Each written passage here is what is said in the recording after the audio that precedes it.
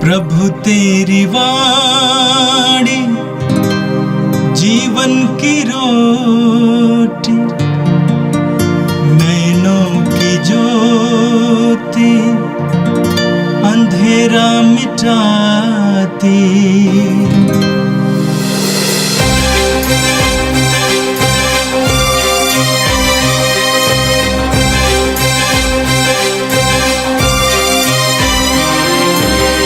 प्रभु तेरी वाणी जीवन की रोटी, नैनों की ज्योति अंधेरा मिटाती। प्रभु तेरी वाणी जीवन की रोटी, नैनों की ज्योति अंधेरा मिटाती। वाणी वाणी वाणी वाणी वाणी पवित्र है, शाश्वत है, जीवन का मन्ना है। 29 अप्रैल सोमवार। पहला पाठ प्रेरित चरित, अध्याय 14, पद संख्याएं 5 से 17 तक। इकोनिया के शासकों के सहयोग से गैर यहूदियों तथा यहूदियों ने प्रेरितों पर अत्याचार तथा पथराव के लिए आंदोलन आरंभ किया। प्रेरितों को इसका पता चला और वे लिकोनिया के लिस्त्रा तथा दिर्बे नामक नगरों और उनके आसपास के प्रदेश में भाग निकले और वहाँ सुसमाचार का प्रचार करते रहे। लिस्त्रा में एक ऐसा व्यक्ति बैठा हुआ था जिसके पैरों में शक्ति नहीं थी।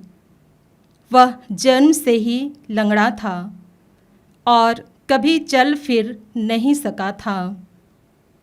वह पौलुस का प्रवचन सुन ही रहा था कि इसने उस पर दृष्टि गड़ाई और उसमें स्वस्थ हो जाने योग्य विश्वास देखकर ऊंचे स्वर से कहा, उठो और अपने पैरों पर खड़े हो जाओ। वह उछल पड़ा और चलने फिरने लगा। जब लोगों ने देखा कि पौलुस ने क्या किया है तो वे लिकोनिया की भाषा में बोल उठे, देवता मनुष्यों के रूप धारण कर हमारे पास उतरे हैं। उन्होंने बरनाबस का नाम ज्यूस रखा और पौलुस का हिर्मेस, क्योंकि यह प्रमुख वक्ता था।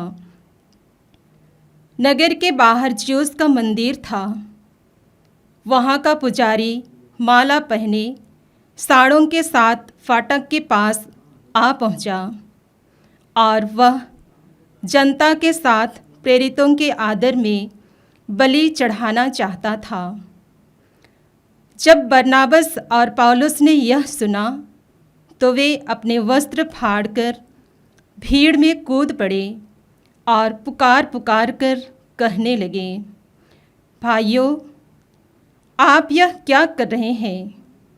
हम भी तो आपके समान सुख दुख भोगने वाले मनुष्य हैं।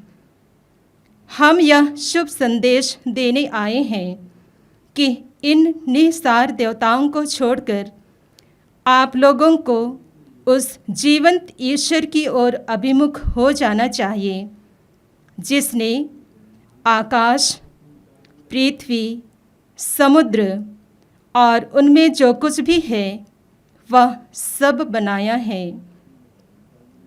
उसने बीते हुए युगों में सब राष्ट्रों को अपनी अपनी राह चलने दिया। फिर भी वह अपने वरदानों द्वारा अपने विषय में साक्ष्य देता रहता है। वह आकाश से पानी बरसाता और अच्छी फसलें उगाता है। वह भरपूर अन्न प्रदान कर हमारा मन आनंद से भर देता है। इन शब्दों द्वारा उन्होंने भीड़ को कठिनाई से रोका कि वह उनके आदर में बलि ना चढ़ाएं। यह प्रभु की वाणी है। संत यूहन्ना के अनुसार पवित्र सुसमाचार अध्याय 14 वाक्य 21 से 26 तक। ईसा ने कहा, जो मेरी आज्ञाएं जानता और उनका पालन करता है वही मुझे प्यार करता है, और जो मुझे प्यार करता है उसे मेरा पिता प्यार करेगा, और उसे मैं भी प्यार करूंगा और उस पर अपने को प्रकट करूंगा। यूदस ने, इस्करियोती ने नहीं, उनसे कहा, प्रभु आप हम पर अपने को प्रकट करेंगे, संसार पर नहीं, इसका कारण क्या है? ईसा ने उससे उत्तर दिया, यदि कोई मुझे प्यार करेगा तो वह मेरी शिक्षा पर चलेगा, मेरा पिता उससे प्यार करेगा और हम उसके पास आकर उसमें निवास करेंगे। जो मुझे प्यार नहीं करता वह मेरी शिक्षा पर नहीं चलता। जो शिक्षा तुम सुनते हो वह मेरी नहीं बल्कि उस पिता की है जिसने मुझे भेजा।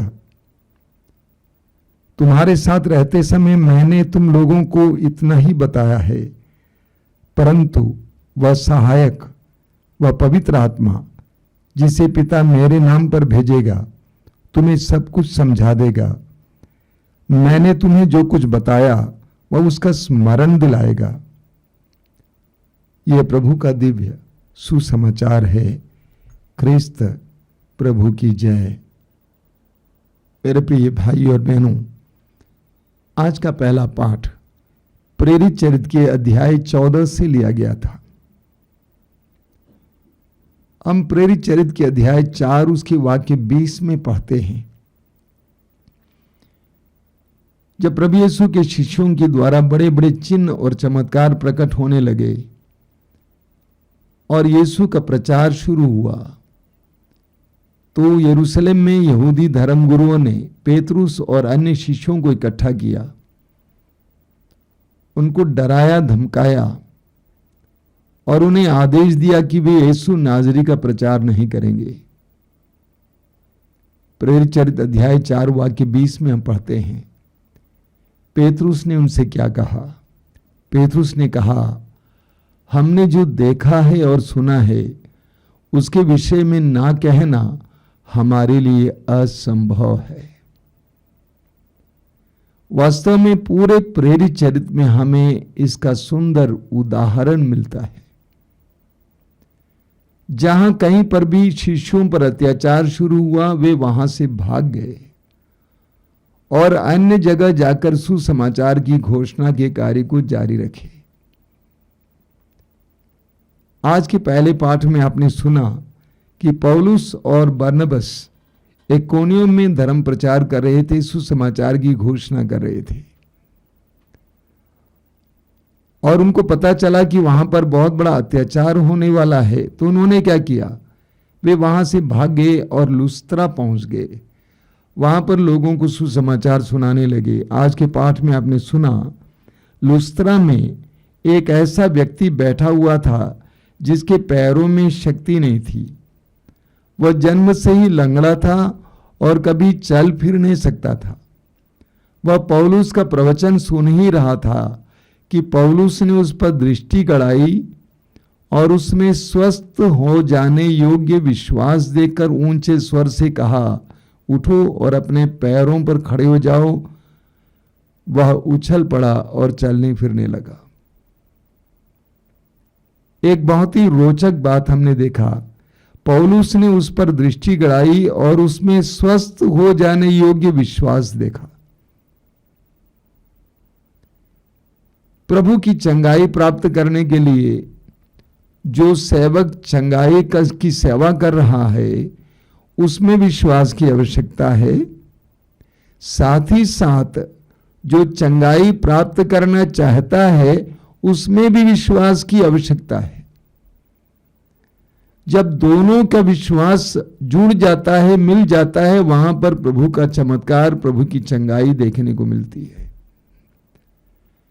जब पौलुस ने उस लंगड़े को चंगा किया तो लोग कहने लगे, ये तो देवता हैं, ये मनुष्य नहीं है, ये दोनों देवता हमारे बीच उतर आए हैं।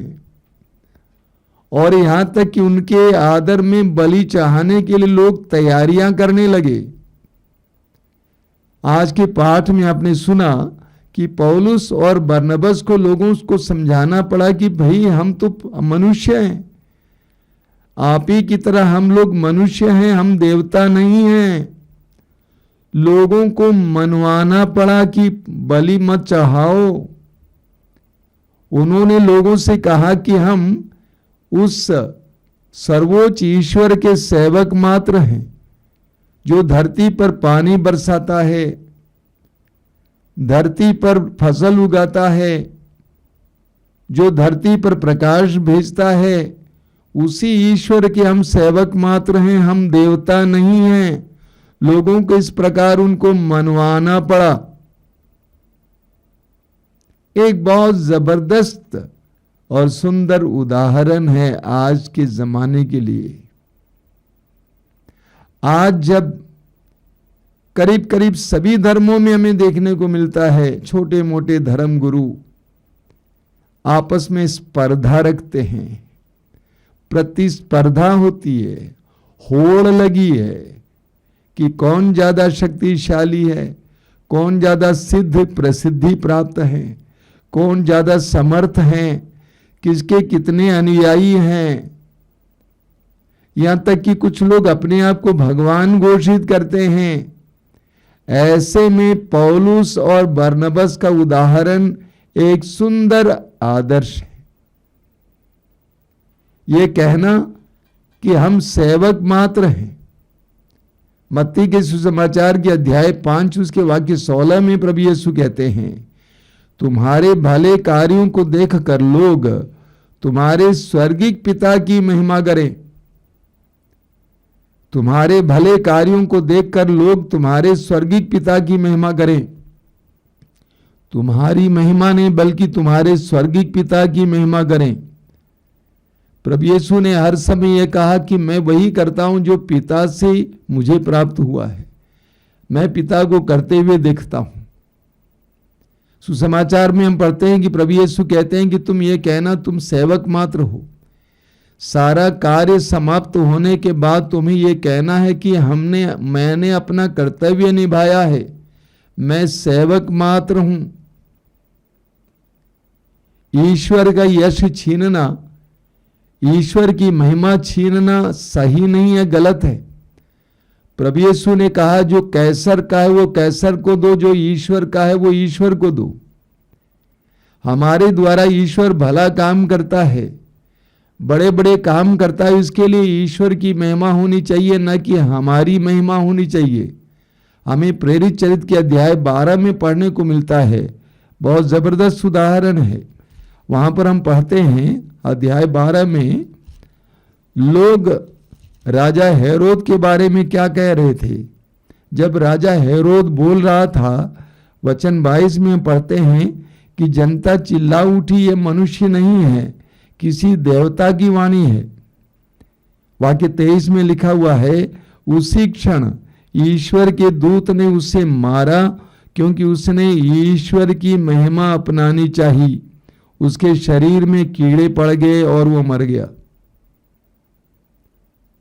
हेरोद ने ईश्वर की महिमा को अपनाने का प्रयास किया। किसी भी विश्वासी को, किसी भी अगुआ को, किसी भी सेवक सेविका को ईश्वर की महिमा को छीनना नहीं चाहिए। हर भले कार्य के लिए, हर चमत्कार के लिए, हर बड़े कार्य के लिए ईश्वर को महिमा देने की जरूरत है। हमें पौलुस और बरनबास से सीखने की आवश्यकता है। और आज का सुसमाचार संत यूहन्ना के सुसमाचार की अध्याय 14 से लिया गया था। प्रभु यीशु कहते हैं, जो मेरी आज्ञाएं जानता और उनका पालन करता है वही मुझे प्यार करता है, और जो मुझे प्यार करता है उसे मेरा पिता प्यार करेगा, और उससे मैं भी प्यार करूंगा और उस पर अपने को प्रकट करूंगा। प्रभु एक बहुत बड़ी बात हमारे सामने रखते हैं। प्रभु कहते हैं, जो मेरी आज्ञाएं जानता है और उनका पालन करता है। आज्ञाओं को जानना काफी नहीं है, बल्कि उनका पालन करता है, वही मुझे प्यार करता है। हम में से कई लोग कहते हैं कि हम यीशु को प्यार करते हैं, ईश्वर को प्यार करते हैं, अपने को भक्त समझते हैं, अपने को समर्पित समझते हैं। लेकिन प्रभु कहते हैं जो मेरी आज्ञाएं जानता और उनका पालन करता है वही मुझे प्यार करता है। मत्ती के सुसमाचार के अध्याय 7 उसके वाक्य 21 में प्रभु यीशु कहते हैं, जो मुझे प्रभु प्रभु कहकर पुकारते हैं वे सबके सब ईश्वर के राज में प्रवेश नहीं करेंगे, बल्कि जो मेरे स्वर्गीय पिता की इच्छा को पूरी करेंगे वे ही प्रवेश करेंगे। तो ये कहना काफी नहीं है कि हम प्रभु के भक्त हैं, भक्ति करना काफी नहीं है, फूल चढ़ाना कुछ भी चढ़ाना काफी नहीं है, अपने को समर्पित कहना काफी नहीं है, बल्कि प्रभु कहते हैं कि मेरी आज्ञाओं को जानना और उसका पालन करना आवश्यक है। ऐसे में प्रभु कहते हैं जो मुझे प्यार करता है उससे मेरा पिता प्यार करेगा और उससे मैं भी प्यार करूंगा और उस पर अपने को प्रकट करूंगा। एक बहुत बड़ी प्रतिज्ञा है। प्रभु उन लोगों पर अपने आप को प्रकट करते हैं जो ईश्वर की आज्ञाओं का पालन करते हैं। उन्हें विवेक प्राप्त होता है, उन्हें ईश्वरीय ज्ञान प्राप्त होता है, उन्हें ईश्वरीय रहस्य प्राप्त होता है। तब यूदस ने प्रभु से पूछा, इस्करियोती ने नहीं, दूसरे यूदस ने, कि प्रभु आप हम पर अपने को प्रकट करेंगे, संसार पर नहीं, इसका कारण क्या है? तो प्रभु स्पष्ट शब्दों में कहते हैं, यदि कोई मुझे प्यार करेगा तो वो मेरी शिक्षा पर चलेगा। संसार यीशु की शिक्षा पर नहीं चलता है। संसार की शिक्षा और यीशु की शिक्षा में बहुत फर्क है, जमीन आसमान का फर्क है। सुसमाचार संसार के समाचार से भिन्न है। संसार की शिक्षाएं ईश्वर के राज्य की शिक्षाओं से भिन्न है। प्रभु कहते हैं यदि कोई मुझे प्यार करेगा तो वह मेरी शिक्षा पर चलेगा। संसार मेरी शिक्षा पर नहीं चलता है, तो वह मेरी शिक्षा पर चलेगा, मेरा पिता उसे प्यार करेगा और हम उसके पास आकर उसमें निवास करेंगे। एक दूसरी महान प्रतिज्ञा है। प्रभु कहते हैं जो मेरी शिक्षा पर चलता है, मैं और मेरा पिता स्वर्गीय पिता उसमें आकर निवास करेंगे। यानी जब हम प्रभु के मार्ग पर चलने लगते हैं, प्रभु के आदेशों के अनुसार जीवन जीने लगते हैं, अपने जीवन में प्रभु के वचनों को अपनाते हैं, हृदयंगम करते हैं, उतारते हैं, तो प्रभु हमारे अंदर निवास करने लगते हैं। सिर्फ प्रभु प्रभु कहकर पुकारना काफी नहीं है, सिर्फ प्रार्थना करना काफी नहीं है, बल्कि प्रभु के आदेशों का जब हम पालन करने लगते हैं तब प्रभु हमारे अंदर आकर हम में निवास करने लगते हैं। आगे प्रभु शिष्यों से कहते हैं, तुम्हारे साथ रहते समय मैंने तुम लोगों को इतना ही बताया है, परंतु वह सहायक, वो पवित्र आत्मा जिसे पिता मेरे नाम पर भेजेगा, तुम्हें सब कुछ समझा देगा। मैंने तुम्हें जो कुछ बताया वह उसका स्मरण दिलाएगा। ये एक सच्चाई है।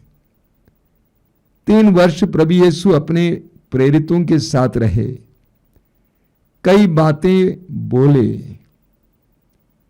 कई कार्य किए, लेकिन शिष्य यीशु को और यीशु की शिक्षाओं को समझ नहीं पाए। उनकी बुद्धि खुली हुई नहीं थी, प्रकाशित नहीं थी। उनके मन में उस समय भी प्रकाश नहीं था, अंधेरा था। प्रभु के पुनरुत्थान के बाद भी उनके मन में अंधेरा था। लेकिन जब पेंतकोस्त के दिन पवित्र आत्मा उतरा, उनकी बुद्धियां खुल गईं, उनको प्रकाश मिला। जैसे अंधेरे में प्रकाश होता है, लाइट ऑन हो जाता है, सब कुछ स्पष्ट दिखाई देने लगता है। पेंतकोस्त के बाद शिष्यों ने प्रभु की बताई हुई शिक्षा को, सिखाई हुई शिक्षाओं को समझ पाए। हम भी तभी प्रभु के आदेशों शिक्षाओं को समझ पाएंगे जब हमें पवित्र आत्मा का प्रकाश मिलेगा, पवित्र आत्मा का अभिषेक मिलेगा। जरा सोचिए, एक साधारण सा मछुआ पेतरुस, और पेतरुस के पत्रों को पढ़िए, कितने ज्ञान की बातें हैं, कितनी गहरी बातें हैं। ये कहां से आई? पवित्र आत्मा से आई। जब पवित्र आत्मा का अभिषेक मिला, उनकी बुद्धियां खुल गईं, उन्हें प्रकाश मिला, वे सब कुछ समझने लगे, परखने लगे। पवित्र आत्मा जब तक हमारी बुद्धि को प्रकाशित ना करें, तब तक हम भी प्रभु के वचनों का मर्म समझ नहीं पाएंगे। इसलिए हमें पवित्र आत्मा से प्रार्थना करने की जरूरत है। आइए हम प्रार्थना करें। प्रभु यीशु, धन्यवाद देते हैं आज के सुंदर दिन के लिए, तेरे इन पवित्र वचनों के लिए धन्यवाद देते हैं। हम तुझसे प्रार्थना करते हैं, तेरी आज्ञाओं का पालन करने के लिए हमें उदारता दीजिए, हमें शक्ति दीजिए। तेरे आत्मा को भेजकर हमारी बुद्धि को प्रकाशित कीजिए, ताकि तेरे दिव्य वचनों को हम समझ सकें, उसका मर्म हम समझ सकें। हे प्रभु यीशु, इन वचनों को सुनने वाले मेरे भाई बहनों को आशीर्वाद देना। आज का संपूर्ण दिन उनके लिए आशीष का दिन बने, अनुग्रह का दिन बने। हमारी इस प्रार्थना को ग्रहण कर। आमीन। प्रभु तेरी वाणी जीवन की रोटी, नैनों की ज्योति अंधेरा मिटाती। वाणी वाणी वाणी